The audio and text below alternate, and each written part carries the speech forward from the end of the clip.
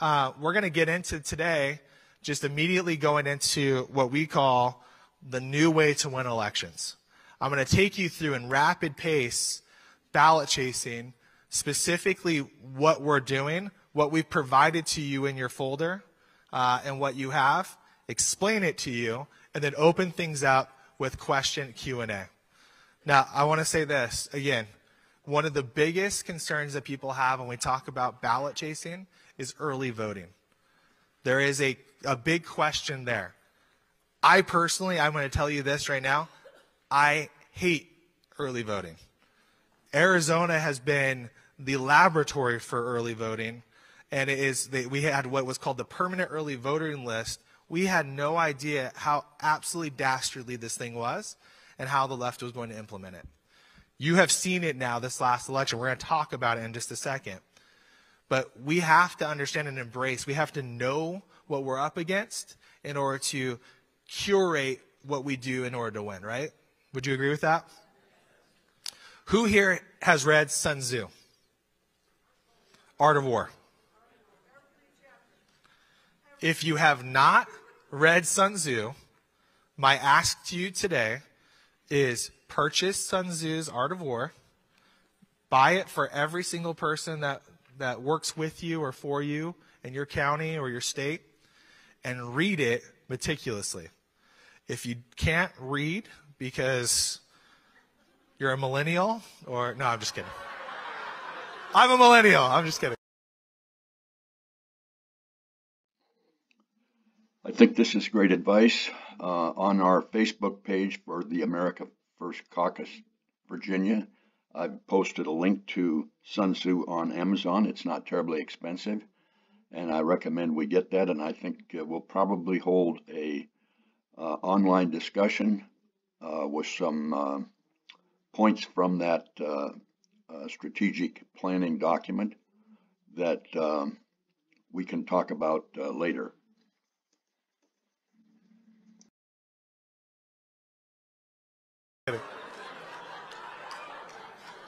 I can say that because I'm a millennial.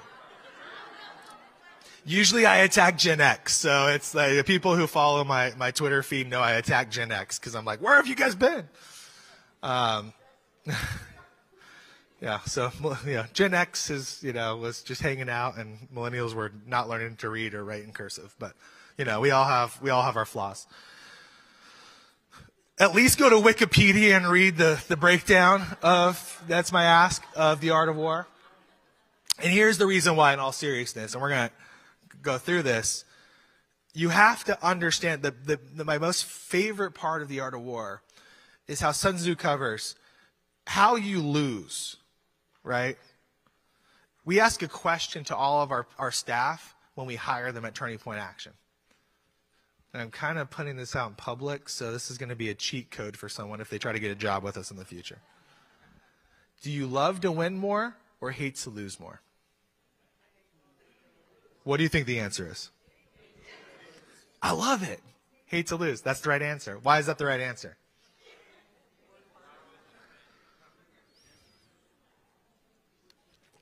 Everybody loves to win.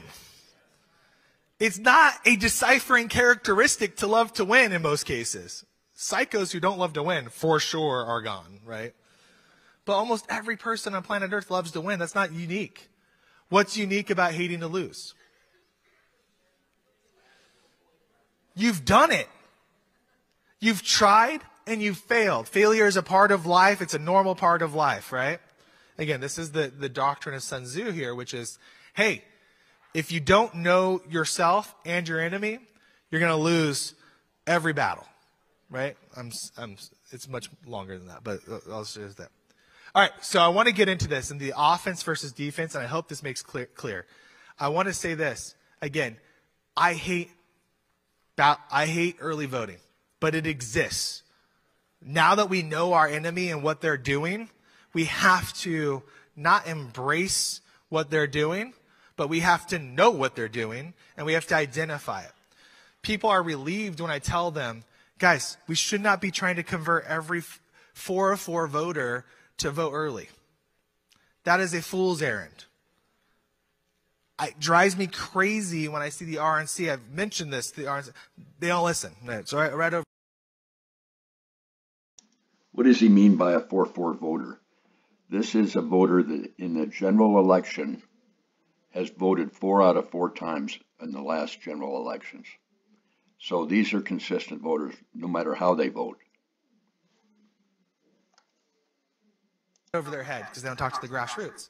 People lose their minds when they're like, I've showed up to the polls every election day my entire life. Why are you trying to tell me I have to do it differently? That is a big waste of time. That is not what we're talking about here today. What we're talking about here today is one thing and one thing alone, which is maximizing every tool possible in order to throw a monkey wrench into the system that the left has set up. If you can keep, again, we got to play offense, we got to play defense. You're going to hear the defensive side later. We're going to talk a lot about it between the Tea Party Patriots and the Lindell team. Trust me. Trust me. Mike Lindell's going to talk to you about it. But we have to talk about the offensive part. We have to. So let's go through this. This is why we've called it our Operation Chase the Vote. What is the differences between ballot chasing and ballot harvesting? Well, guys, in almost every state, and I say almost, harvesting is illegal. Only psycho places like Michigan and, right? We know, oh, they're like, oh man, life is really rough. They've really done a number on Michigan. We're still going to win, right? This is why we're talking about this. California, let's focus on California, right? Where's our Californians at? We've got a couple right here. Central Valley, right? Yep. They have tried to implement harvesting for this reason. They want this in every state. Why? Because if they can flood the zone with ballots and harvest, that gives them the opportunity to harvest ballots from low propensity voters. We're going to get into that. We talk about chasing. Chasing is a multi-step process which talks about identifying voters first and then encouraging and helping people vote without taking their ballot physically, right? Most states, in most of your states, it is absolutely illegal to harvest. We're not talking about that. And in fact, we should be vehemently against harvesting in any kind of way. But you're never going to be able to stop people from going to your door and helping you vote. You're just never going to do that. And this is the critical point, right? When we look at what the left has done, what the left has done is they've identified the value of a ballot. Let's go back here. Sorry. Oh, I'm going the wrong way here. How do you value a ballot? How much value do you put on your ballot? David, lots. What's lots? How much would someone have to pay you for you to hand over their ballot or vote the way that they can read it? No amount of money. Most of us, it's not even comprehensible, right? Because for us, the value of the ballot to us is so great. The left, on the other hand, has identified and specifically targeted people with low value on their ballot. This is one of the most critical points that you can explain to people when you're out and about. Why does the left target young people? Why does the left target minority communities? Why does the left target really old people? There's greater groups of low information voters, right? We're going to use the term low propensity. We're going to use the term disengaged voters. Rush called them low information voters. There are people who have low info, but more importantly, low value of their ballot. Well, why is this important? If you can isolate who those groups are in very specific counties and very specific places, and then you can prioritize states, right? How hard is it to prioritize states here? Not hard, right? Is your state a priority? Is your county a priority? Yeah, apparently, yeah. Right? Never had this conversation with the RNC. Josh, have you had this conversation with the RNC? No. Arizona, Wisconsin, Georgia, Michigan, Pennsylvania, and Nevada are all the 6 most likely states that Democrats are going to fund in order to flip in order to win the presidency. It's very simple, right? That doesn't mean everybody else isn't important. Got to hold the line in Ohio. Got to hold the line in Florida. Got to hold the line in North Carolina. Got to hold the line in Texas now, for crying out loud, right? We got to hold the line in your counties that are red counties, maybe in states that are blue. But those are the 6 states that they're going to clearly invest their money into. And why is that? Because this is the strategy they've laid out for years. This isn't rocket science. This isn't secret, right? We're broadcasting this. We want everyone in the conservative movement to know very simply, what are statistically the most likely scenarios? Well, they've figured out for a long time, these are the scenarios. This is how the left has targeted these things. And the battlegrounds have never been greater. Why do you think that all of a sudden in Florida we're winning by more? Great policy, but they've also exited every ballot chaser that they've had out of Florida and moved them to where? Georgia. Arizona, I can tell you, is a state that didn't matter a few years ago to anyone. To now, I look around and I feel like I'm in Iowa in the caucuses. There's going to be more dollars per capita spent in the state of Arizona than any other state in the country on just media buys. So they've lined out all these different strategies, right? They've had this figured out for multiple election cycles. And for us, the most flippable states, when you talk about flippable going either way, are Arizona, Wisconsin, and Georgia. Why is that? The left has said this is where they're going to put their money. They're going to put their bodies. If we lose Arizona and Georgia, guys, what happens? It's almost impossible to win the presidency. Arizona is statistically at like 70% of all scenarios. This is statistics. This is like gravity, right? This is a law of physics. Statistically, you lose Arizona, you have that 70% of all scenarios go out the window to win the presidency. You lose Arizona and Georgia, you're now looking at like 85% of all scenarios go out the window. Do you see why now they're doing what they're doing? I'm preaching to the choir here, but we've got people at home that are listening to this, and maybe for the first time hearing this, and hopefully we're singing together on this. But this is the same for Pennsylvania. This is the same for Nevada. This is the same for Michigan. Why do you think those 3 states, they've put so much effort into screwing with the election law in Michigan? They can't lose it. Why do you think in Pennsylvania they've put legions of people in Philadelphia to harvest ballots essentially and illegally? Because they can't lose it. Why do you think in Nevada it's so difficult here and they're going to equip the unions? I'm looking at Segal here. The unions, who some are here right now, and I hope that we flip them to Republican if they're in the room. Why they're focused on it. It's a small state that can be just run over like Poland, right? This is their strategy. And we'll go back to the election in 2016. Maricopa County, look at those numbers. Racine, look at those numbers. Where are Wisconsinites at? Do you know what their key takeaway was after 2016 when looking at these numbers? What do you think it was? Let me remind you, Hillary Clinton was one of the least popular candidates ever to be run. What do those numbers look like for Maricopa County? What do you think their strategic takeaway in their reports was? We can win! Oh my gosh, Hillary sucks so bad, and we still could have won. All we had to do was put bodies in Arizona. Racine. They were like, have you seen the Pikachu emoji or meme? His face, right? Have you seen that? Sometimes you'll see it. They couldn't believe they lost Wisconsin. They couldn't believe they lost Michigan. Do you remember? I want to put you back in that seat because we were all there on election night. Everyone in the media for a year had told us how bad we were going to get beat. And we won. And we won in places like Michigan and Wisconsin that we were not expected to win because of this. And they looked at this and they said, there's no reason why we should have lost Racine. You get a little bit of a better candidate, but more importantly, you put the bodies on the ground, there's no reason to lose. Let's look at this.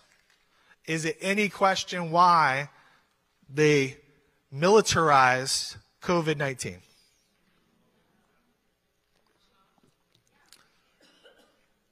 I hope you'll get this tattooed on your body.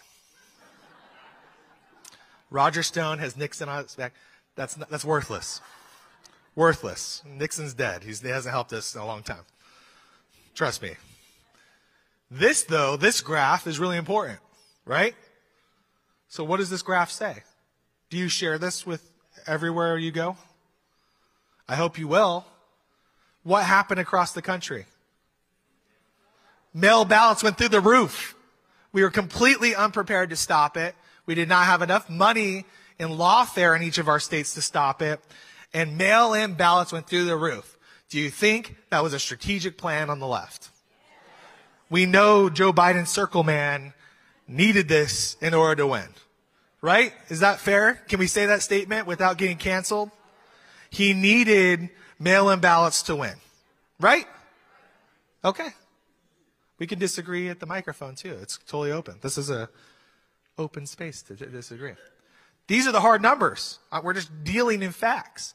This happened right underneath us in the middle of the most important election of our lifetime when they had to yank Donald Trump out of office. They maximized. Guys, manipulation, election manipulation isn't just happening all the different ways that the Lindell team is talking about. It's also happening with manipulating mail-in ballots in your state. We know this.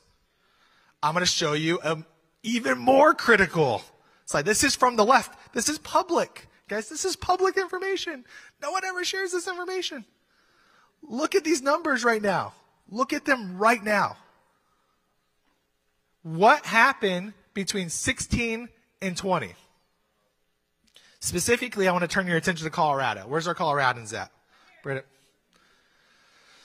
We're going to talk about Democracy Alliance later and how else Colorado screwed our whole country. We're going to talk about it. So it was the epicenter, not just for some of our favorite election systems, but also, more importantly, Democracy Alliance we're going to talk about.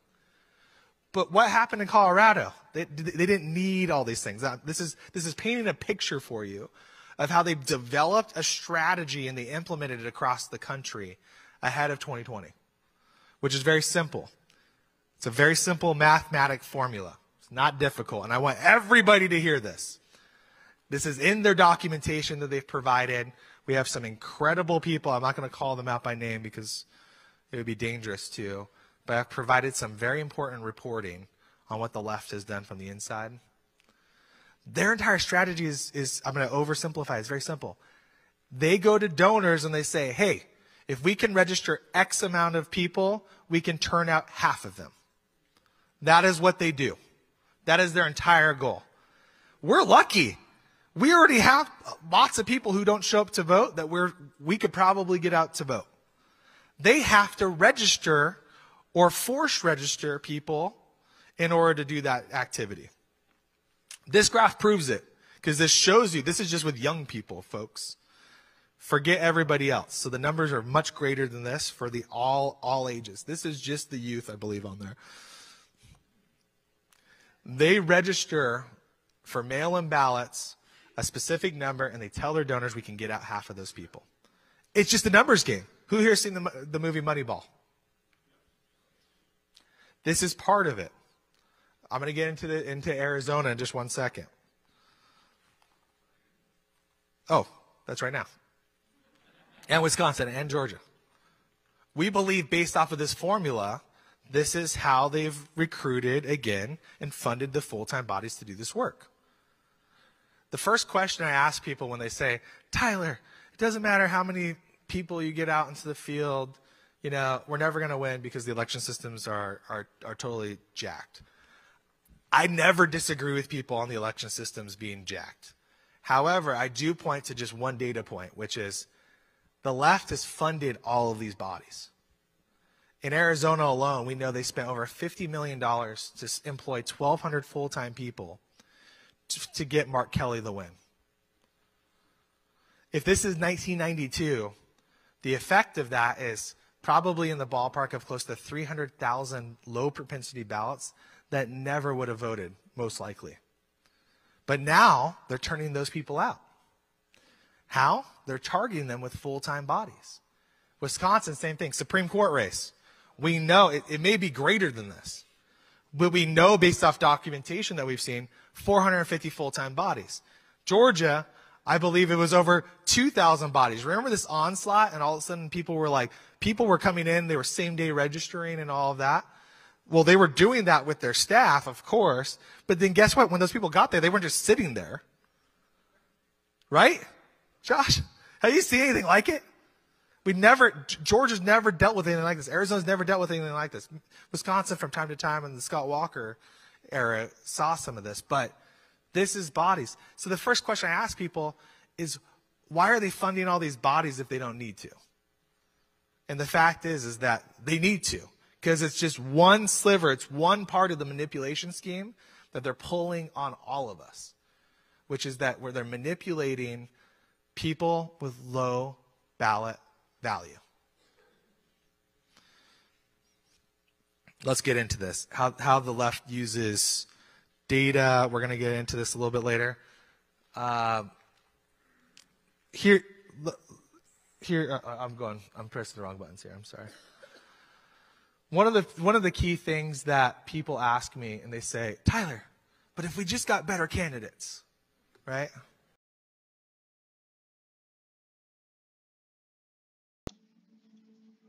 I'm going to break it here and start off another segment on how to use data. So I hope you're enjoying this, and tune in for the next one.